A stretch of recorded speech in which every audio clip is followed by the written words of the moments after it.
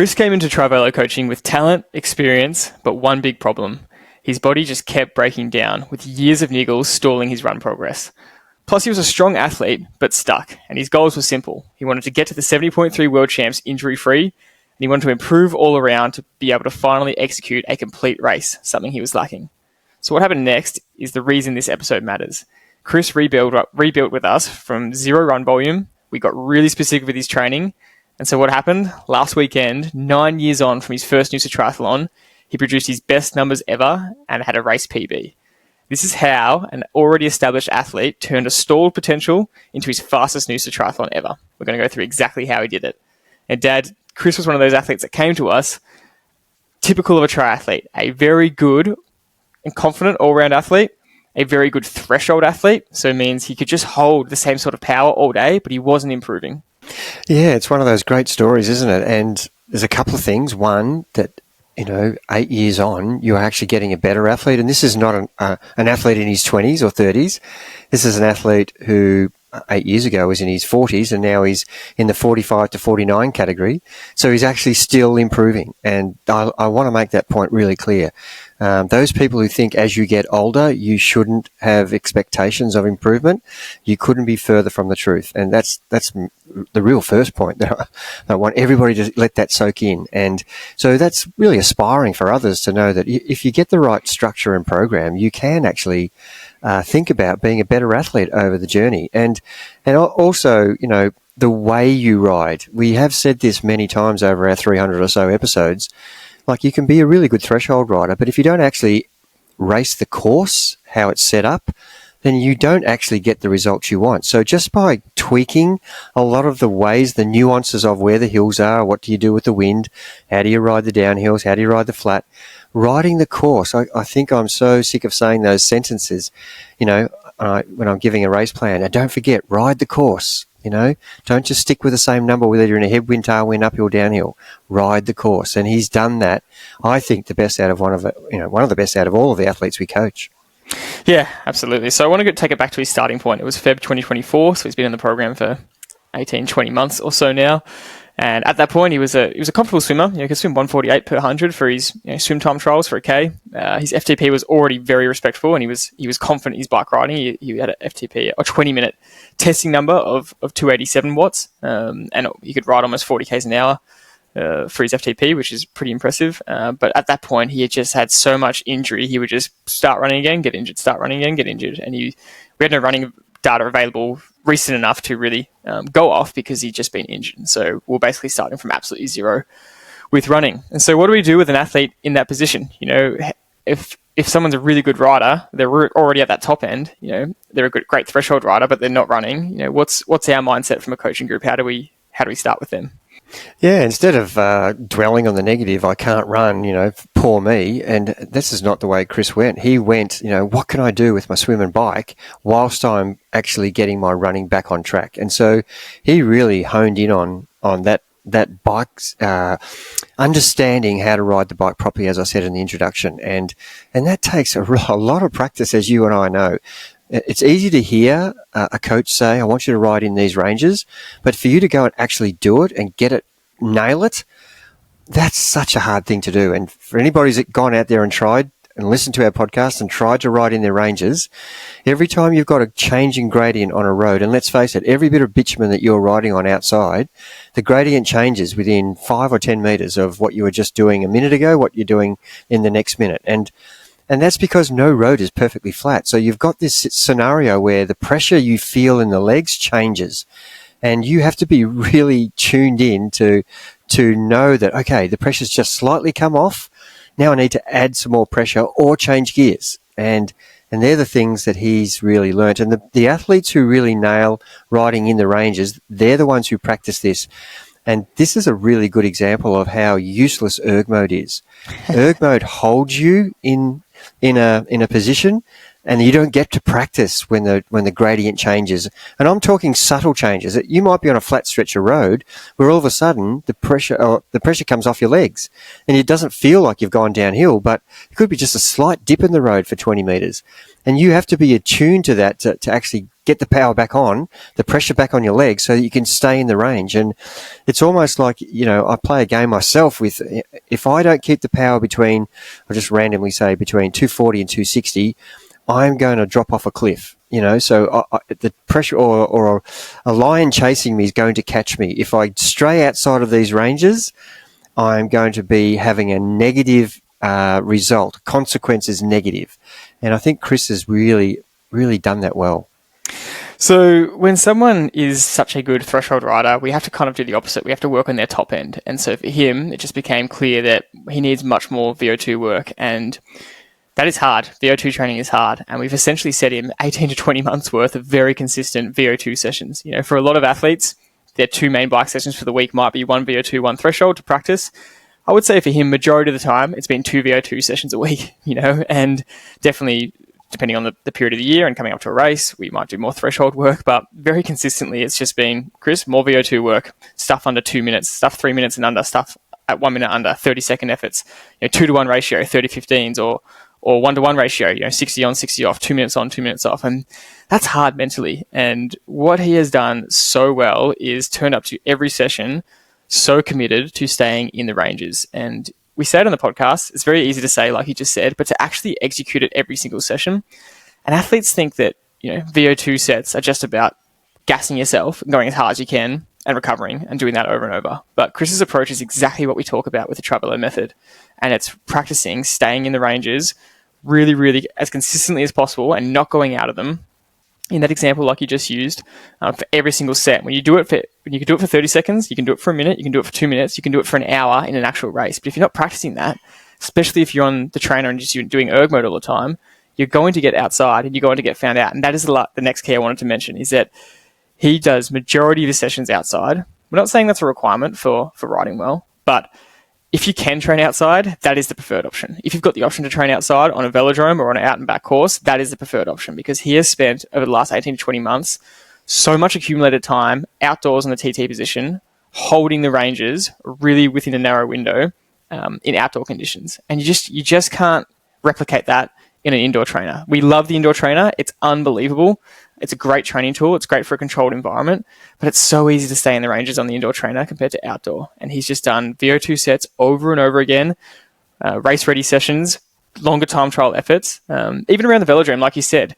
In any outdoor velodrome, there's nuances to the track, and the one he uses, it's got a little bit of a different curve on both sides, and you're flicking the gears up and down a couple every single lap.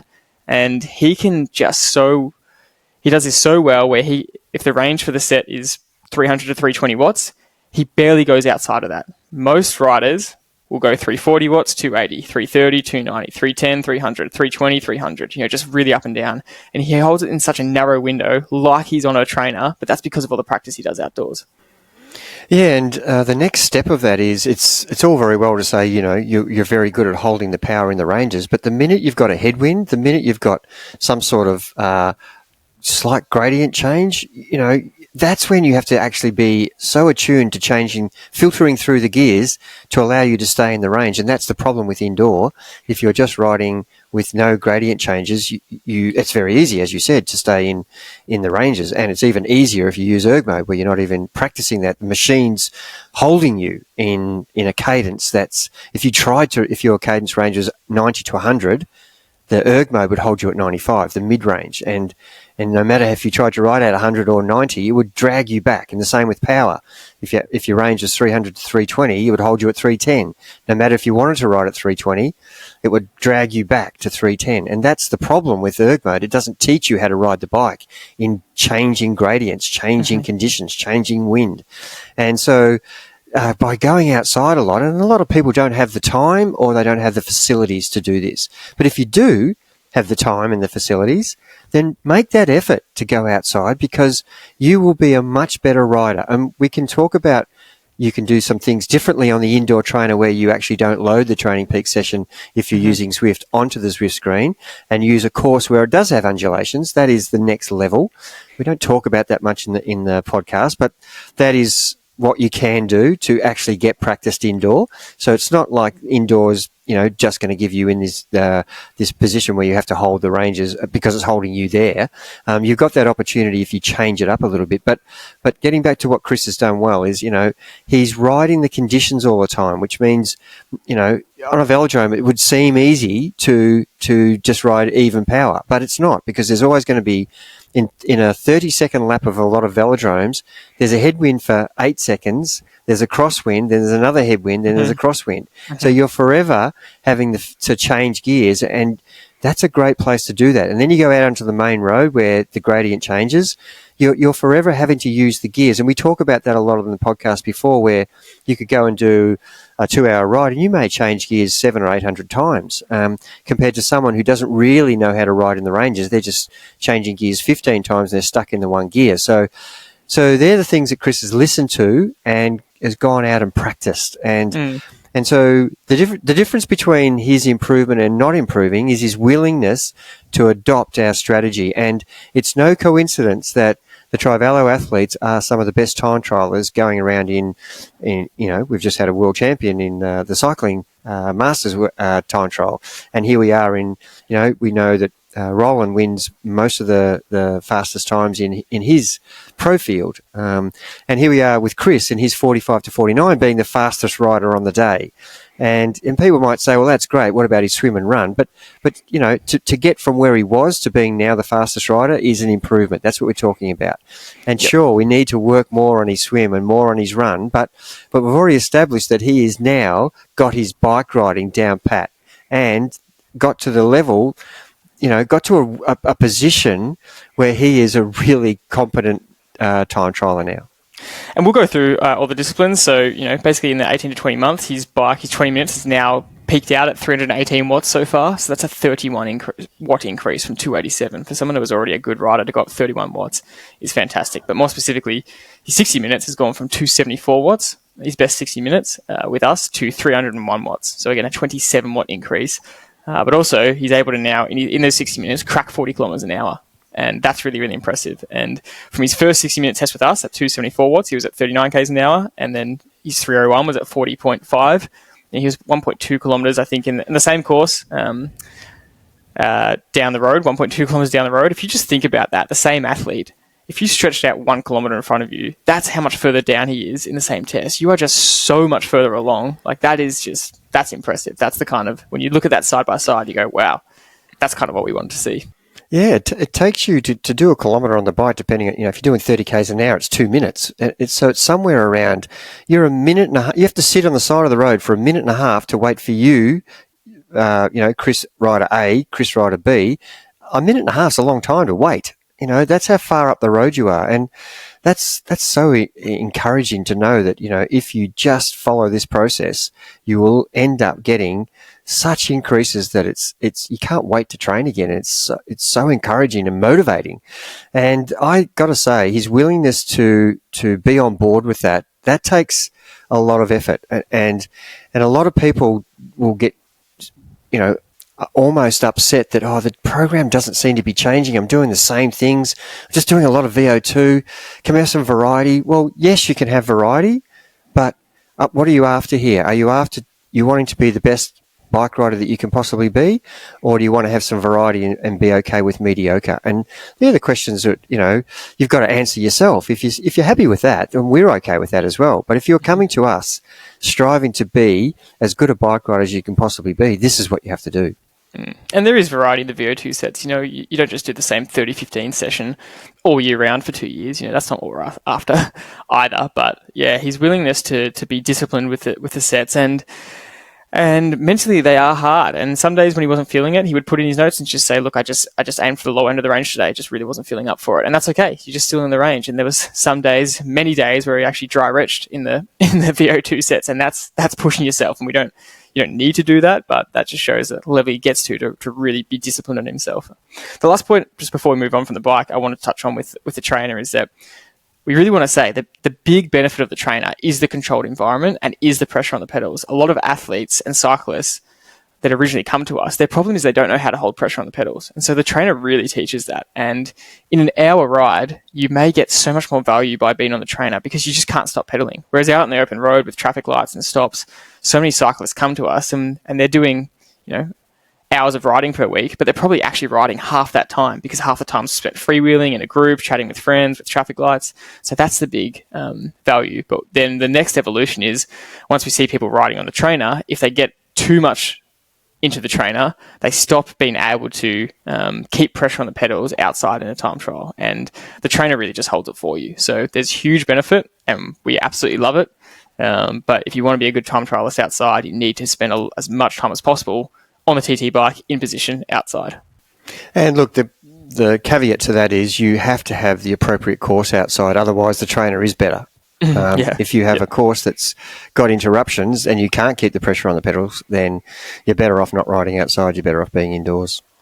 So that was his bike, and I want to go through how this all accumulated in Noosa to one of the best bike executions we have ever seen at Trivelo, and we want to break that down for you. But running, he came to us not being able to run, and the goal was, can I get to the World Champs at the end of the year, which he'd qualified for, but he kept getting injured, injury-free.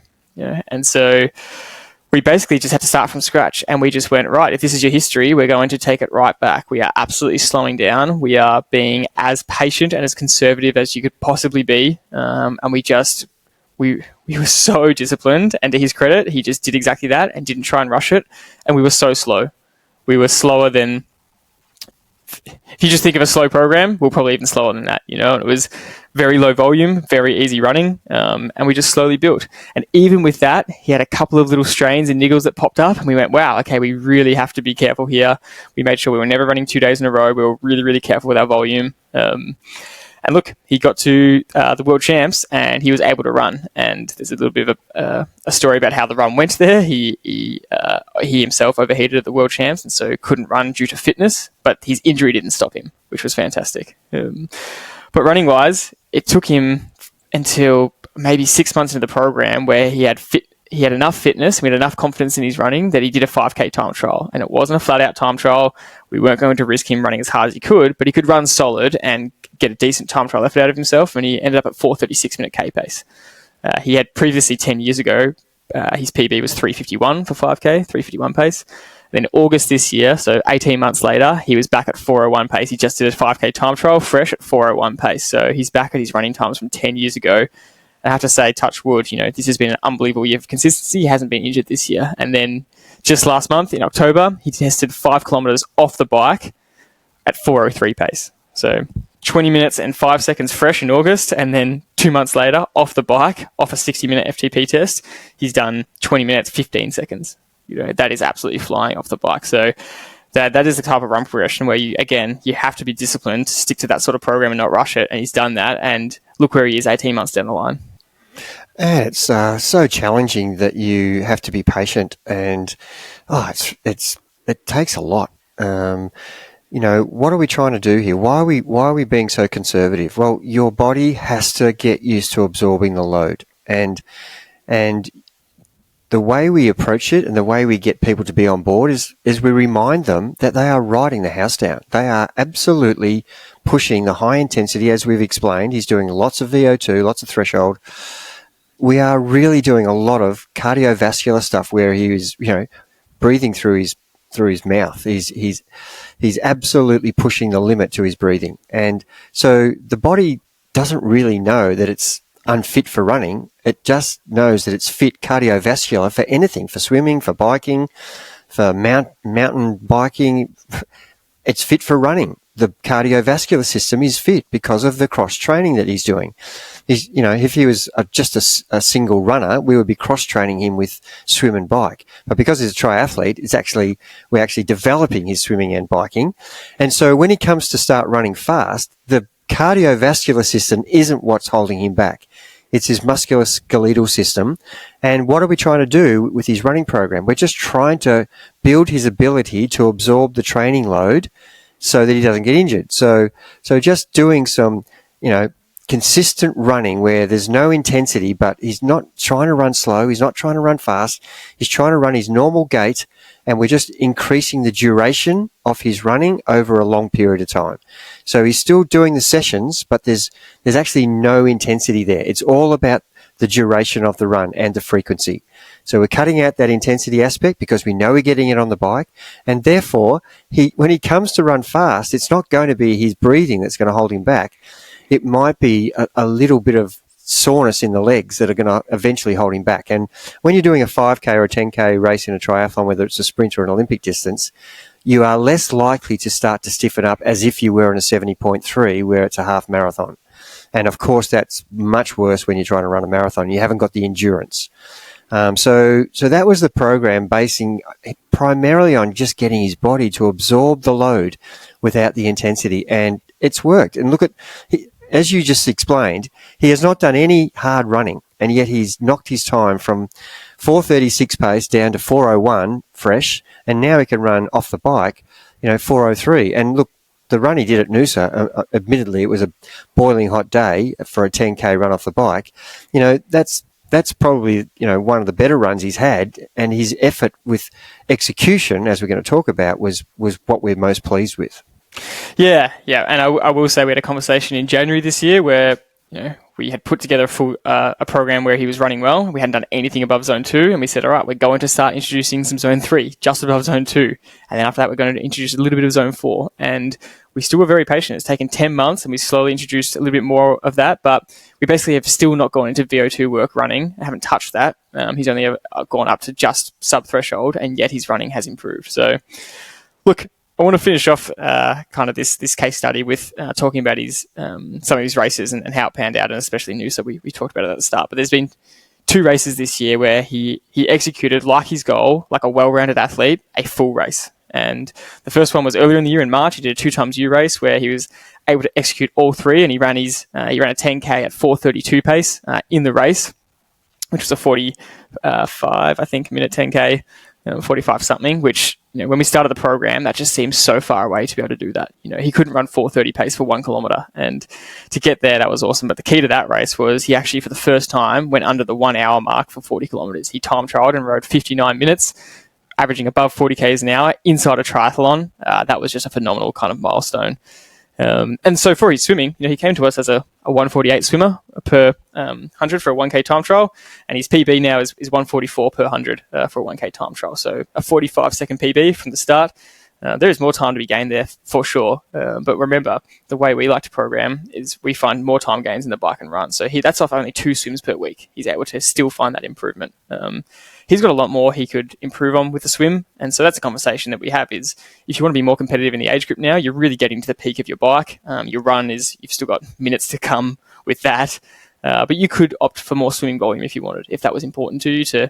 We would have to change the program around, and you could do extra kilometers throughout the week, and you could do a 3rd swim per week. And probably the one thing he's missing living in Melbourne, Victoria, is for the majority of the year he's not open water swimming. So that's really, really tough. It's you really only have a short window of kind of 4 months, 4 months of the year to get some open water swimming. But with full-time work, it is still hard to get that extra swim in for open water. So that's where it's lacking. But the whole goal with our swimming program is to see if we can get faster for very little swimming, but get really a lot more confident and comfortable, which he's definitely done. And that's part of the overall executing a full race. And so that leads us to Noosa. And he's done a total Noosa PB time, faster than any time he's done, including from 8 years ago when he was 8 years younger, which, like you said at the start, just shows what's possible, and age doesn't have to be a barrier. But once again, I want to bring it back to the bike.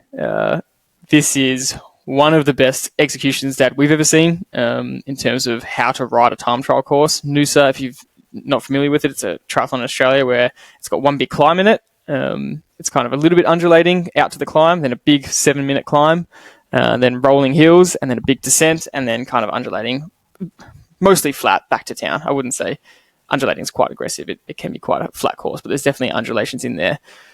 And he cracked the 1 hour mark. He rode unbelievable and averaged over 40 kilometers an hour on this course with a 7-minute climb at 3 to 5%. To average 40 kilometers an hour on this course is just phenomenal. Fastest bike split in his age group. But we want to talk about the execution and how this is one of the best examples of of an athlete's pressure on the pedals that we've ever seen. And why was this so impressive and better some of our our best athletes and our pro athletes in terms of execution? Yeah, and you get a bit of a shock when you actually open up the graph and see, it almost looks like he's used an e-bike because it's so evenly ridden. And you and I open up other riders, you can't believe they're in the same race, and we have a lot of riders say to us, it's just impossible on these really hilly, undulating courses to do what you're asking us to do. I just think you're asking us to do the impossible. And if we didn't have examples like Chris of doing exactly what we think is possible, then we would have to agree that, fair enough, this course is a little bit too difficult to do this on. But, I think I had Adam and you had Chris, and there's some really good examples in our race from that weekend where athletes have really got it right, and not only does that help them get the result they want, but enables them to run a little bit more comfortable than they probably would have before. So yeah, I love seeing his graph. I love seeing the fact that even though he went up the climb, he didn't really go outside the range, and then he was able to keep the pressure on the pedals straight after the climb. And I looked at a lot of the other graphs where people had ridden too hard, then they actually had to spend the next 3 or 4 minutes really riding well outside the bottom of their range to try to recover, to start riding again. And this is something that slows you down. It makes your average speed on the bike worse off. You might have ridden some really good power up the hill, but it means nothing when you have to recover so much. You lose all the gains you've just had. So riding slightly at the top of the range and then slightly at the bottom of the range, that's a better way to do it. We know that. We've told so many people on this podcast that that's the way to do it, and he's actually gone out and given us a great example to show all our other Trivelo athletes about how to do it. We use that example. Yeah, look, his range was to try and sit between 270 and 300 watts for the race, and he's one of the best examples of keeping that pressure on the pedals no matter what was happening on the course. He just really is basically sitting between 270 and 300, and that is incredibly difficult. And as I said, we put that down to all his time spent on the TT bike and his mental discipline. He said to me after the race, he was exhausted from that mental execution because you have to concentrate so much on not riding 310, 320, then 260, 250. We are lenient with people. We know it's really hard. So when people are doing that, but they still average in the right zone, we're saying that's still a great ride. But if you want to improve, you can narrow that range down. And like you said, his power graph literally looks like he's on a trainer. It looks so controlled. The accumulated time outside of that 270 to 300 watt window, which is a very, very narrow window, is absolutely minimum. And that is just why it's one of the best executions we've seen. So look, we want to give Chris his flowers. It was to do a PB there on that day. The heat was very tough coming from Melbourne. We told all our athletes you've got to expect to be 10 seconds per kilometre slower because the heat and humidity was abnormally high for Noosa. So he's running off the bike in training. He wasn't able to match that on the day, even though it was still a total PB because a lot of the other Noosas he's done, he'd been injured. So he wasn't able to run properly. So he still ran in ranges he was happy with, nowhere near what we think he's capable of right now based off his testing, and he's fresh, but still an overall PB. So you've got to be happy with that. There weren't a lot of athletes who could say that they ran a PB at Noosa this particular weekend, and every Noosa is going to be different. The conditions are going to be different. So, and look, the swim is different. The swim is a little bit longer than previous, and some people were swimming, another 100 or 200 metres further than they were the year before. So, for some athletes, that already means that their swim time is 2 minutes slower at least. So that would add time to making it a slower overall day. The humidity was the highest it's been for a long time at Noosa, which meant everybody in the race was running slower. So that should add more time as well. So put that into the measuring stick of how good an improvement this was. To do a PB when the swim's slower, the humidity's higher, yet you end up with a PB. That's the reason why we're highlighting Chris on this podcast, is because if you actually do the preparation and the planning to get yourself in a state where you can ride and run in the ranges where we're asking you to, you'll get the result like this.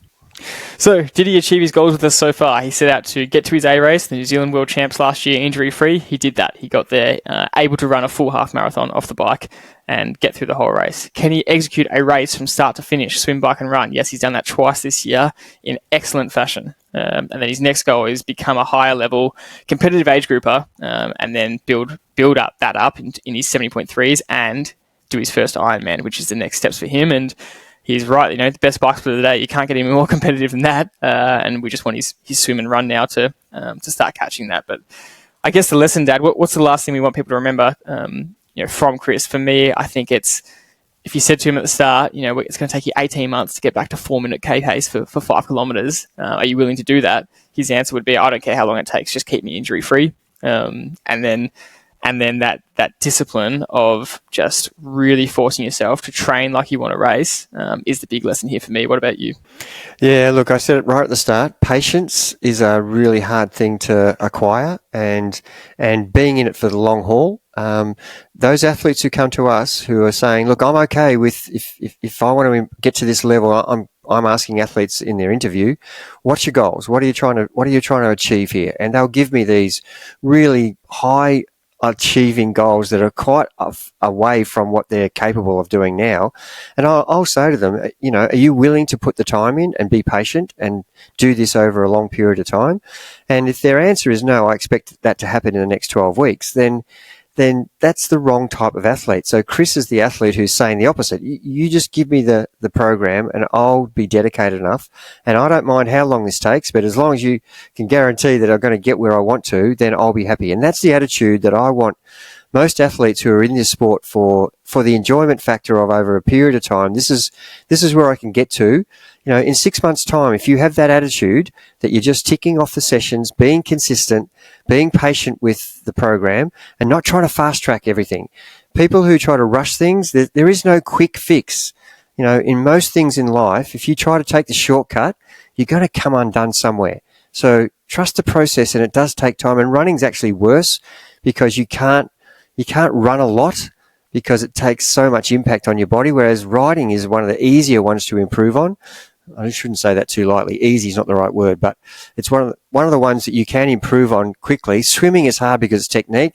Running is hard because the impact on your body, the musculoskeletal system, takes a huge toll. So yes, he's really done the work in the riding, and now he's willing to put the work into the running because he's a long way off. I think he was 10th or 11th in his age group, and that's pretty impressive. But if you want to get the next level, which is in the top 5, you're going to have to improve your running and your swimming, which he's up for. So patience is the thing I've learnt, that the people who are more patient, they will achieve their goals, and trust the process. That's without giving. I think that's something that if people are on board with the right mindset, then you can achieve anything. There is no goal that you can't do.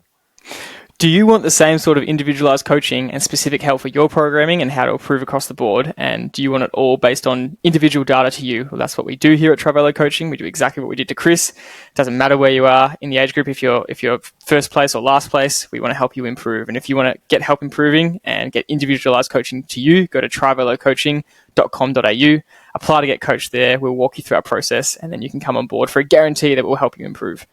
Okay, that's it for us for this episode. Coming up on the next episode, we've had a lot of people ask us about who the athlete you mentioned, Dad, Joe, who just won the Gran Fondo Masters ITT World Champs, individual time trial champion, having another world champion in our group. We're so pumped about it. A lot of people are asking, okay, how did he do it? How has he improved?